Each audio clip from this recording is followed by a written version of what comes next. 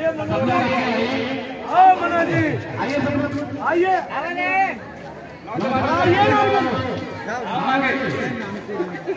रसम नहीं खाली झंडा बंधन कर दिया, तिरंगे को लहरा लिया और जिम्मेदारी हमारी खत्म हो गई।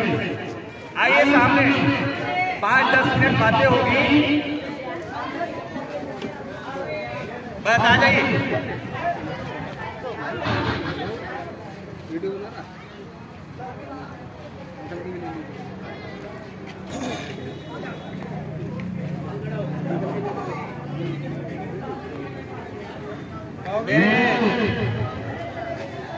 इस भारत देश के सम्मानित साथियों, मैं सबसे पहले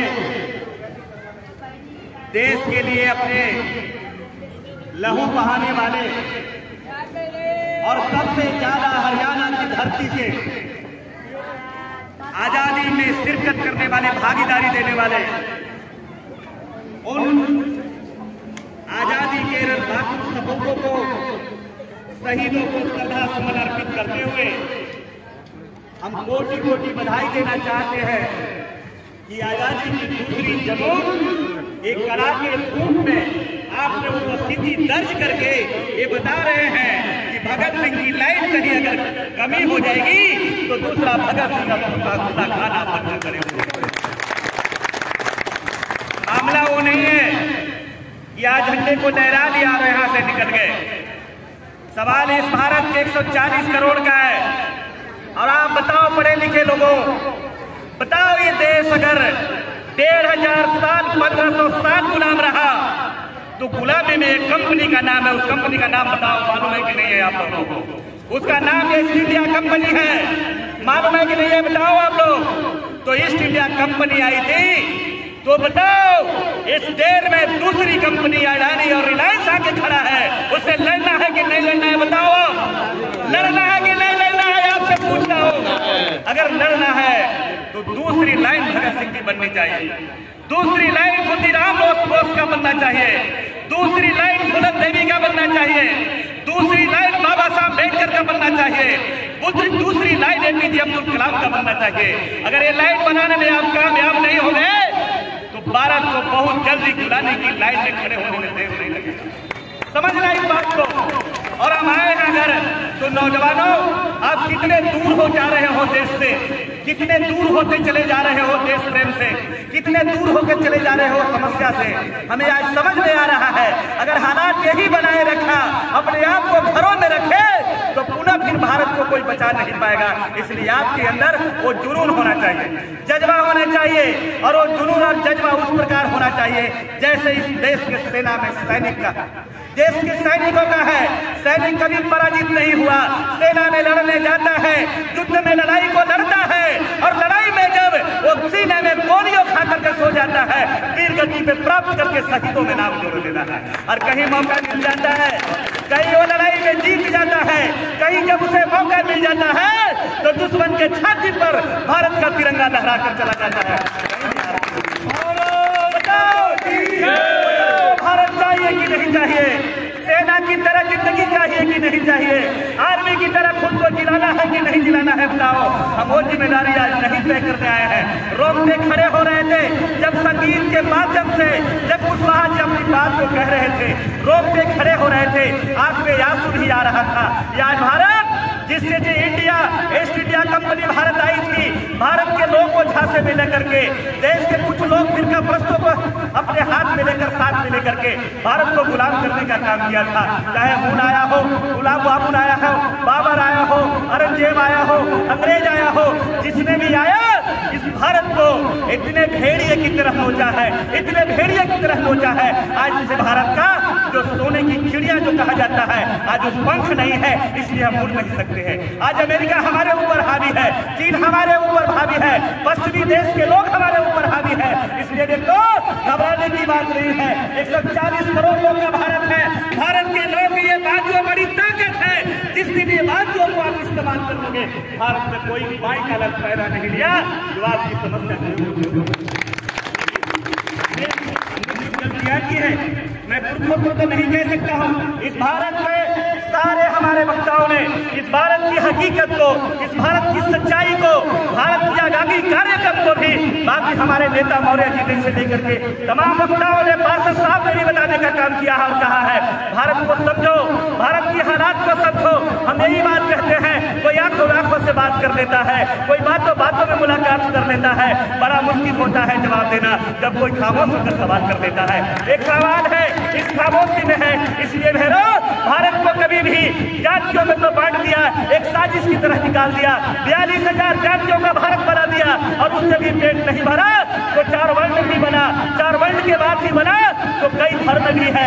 यही तो भारत का संविधान की खूबसूरती है। अगर कई यहाँ जातियां हैं, कई यहाँ उपजातियां हैं तो कई धर्म भी है, इसीलिए तो भारत इसे कहा जाता है और इसीलिए तो भारत की संख्या इसे भारत देश को कहा जाता है। जहाँ हिंदू मुस्लिम सिख ईसाई सारे लोग एक देख करके ये देश की हमारी चमन है। अगर भारत जिसका नाम है तो भारत की बागीचा का एक फूल मुसलमान है, एक फूल बौद्ध है, एक फूल पारसी है, एक फूल जैन है, एक फूल हिंदू है। और मैं कहना चाहता हूँ फिर का प्रस्तो, मेरे बागीचे के एक फूल पर भी अगर तेरी नजर आ गई तेरी माँ की छठी का दूध याद करा दूंगा। ये हमने नया लेके आया है, फैसला हम यहाँ करके आए हैं। मित्रों, आज इतनी बड़ी सफलता मिली है, आज इतने बड़े तादाद में आप यहाँ पर आए हैं, आज आप अपने अंदर एक जुनून लेकर के आए हैं। जुनून इस बात की है भारत को भी बचाना है। भारत जिस हालात में है, आज इस देश में जिस परिस्थिति में आज हम झंडा बंधन कर रहे हैं, आजादी की मुस्कुराहट में आजादी में अपनी भागीदारी जता रहे हैं। ये बात को समझना, ये आजादी कोई साधारण चीज नहीं है,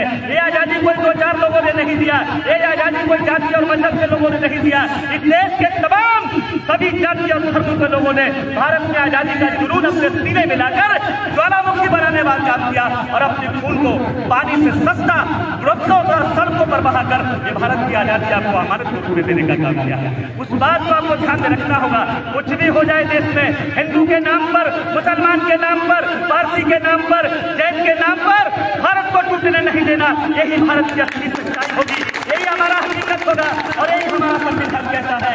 आज हम जिंदा हैं, आज यहाँ हम खड़ा है, चाहे इस देश में ये हमारी मिट्टी, ये मिट्टी की खूबसूरती है जहाँ हम आए हैं। ये हरियाणा की धरती, चंडीगढ़ की धरती, ये दिल्ली की धरती, ये धरती हमारी, ये हमारी मातृभूमि है। भले ही हम उत्तर प्रदेश से आए, बिहार से आए, बंगाल से आए, जहाँ से भी आए, अगर एक धरती ने देवकी का काम किया है, एक अगर धरती ने हमें जिंदगी देने का काम किया है, जन्म देने का काम किया है, तो हरियाणा की धरती ने जसोदा बेचकर के अनाज और दूध देने का काम किया है। इस धरती को कभी भी हम अपमान नहीं होने देंगे।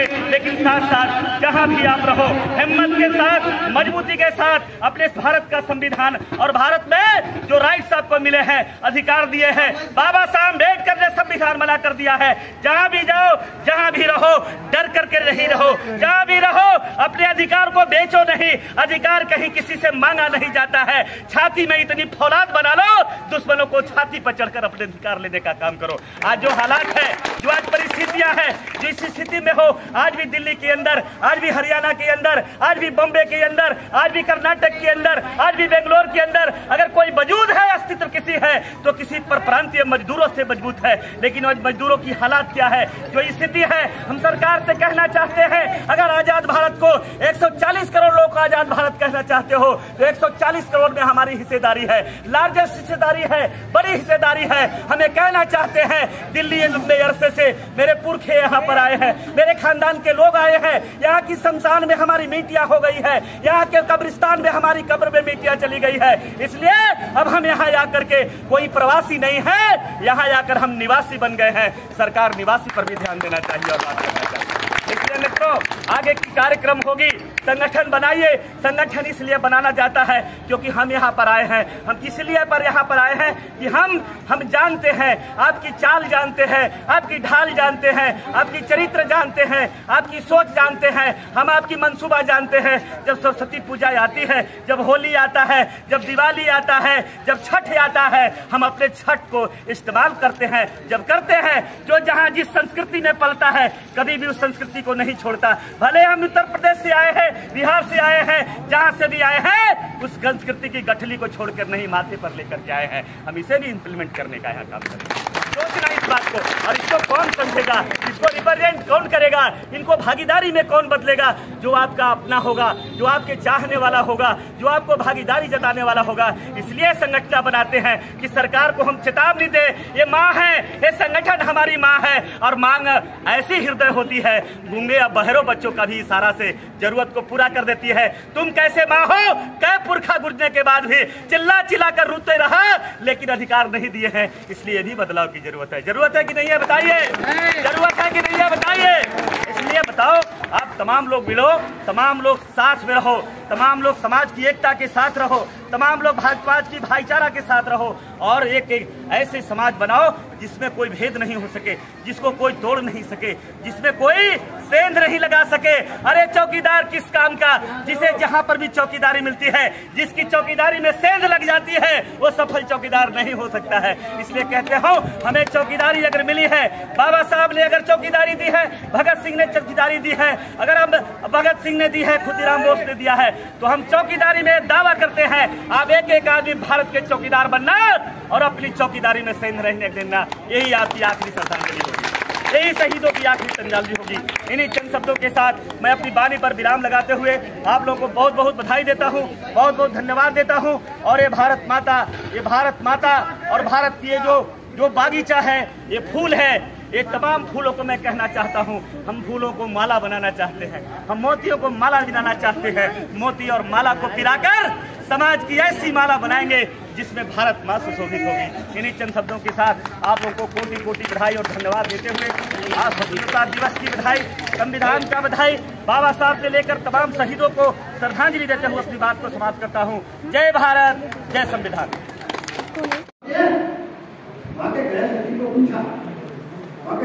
को कहा आप क्या हरियाणा में जातीय सभा करना चाहते हैं? अब इस बात को लेकर के बवाल बता, अंदर ही अंदर, बाहर नहीं, अंदर ही अंदर बता कि रात रात को ट्रांसफर हो जाता है, रात रात को ट्रांसफर करके इसी प्रकार से दिल्ली के अंदर पुलिस धर्म एकदम से जिन्होंने फैसला दिया था कि जो वो कह रहे थे कि आपका अनुराग ठाकुर जी और दूसरे एक और प्रदेश शर्मा जी, जिन्होंने नारे डंडे दिए थे, सामुदायिक नारा लगाए थे, उनको कहकर निकाल करो, वो गिरफ्तार होएगा होएगा पर कठोर हो, लेकिन वो तो संस्था वो अगले दिन जो नहीं हो पाया। फिर ये जो लोकतंत्र की जो ताकतें हैं, आज सुप्रीम कोर्ट को कब्जा करने का मामला, चुनाव आयोग को कब्जा करने का मामला बन चुका है। पहले तो है चीफ जस्टिस होता था, प्रधानमंत्री होता था, विपक्ष का नेता होता था, वो सुनते, अब वो नहीं होगा। अब एक कैबिनेट का मंत्री होगा, प्रधानमंत्री होंगे और एक जो है उसके अंदर विपक्ष का नेता होगा, बस। यानी कि वो सुप्रीम कोर्ट का कोई आगे नहीं होगा। तो वो चुनाव आयोग गया, वो नरसिम्हा राव ने भी किया था। नरसिम्हा राव के टाइम में भी जब सेशन लोग भुगता रहे थे, 6 लाख की तरफ भुगता रहे थे, तो उस समय पर जो है उनके सामने कोई बराबर को बढ़ा दिए, 3 बढ़ा दिया कर्नाली और एक वोट भी दाऊद के, दोनों को बढ़ा के उनकी ताकत को खत्म कर दिया। तो ये तो फिर तो होता है। मैं तो धर्म मानता हूँ, एक बात का मैं धर्म मानता हूँ, इमरजेंसी के अंदर जो है इलाहाबाद हाईकोर्ट ने इंदिरा गांधी के चुनाव को कैंसिल कर दिया, तो सीधा ही इलाहाबाद हाईकोर्ट के अंदर और इंदिरा अमेरिका के अंदर जब भारतीय जनता को बनता है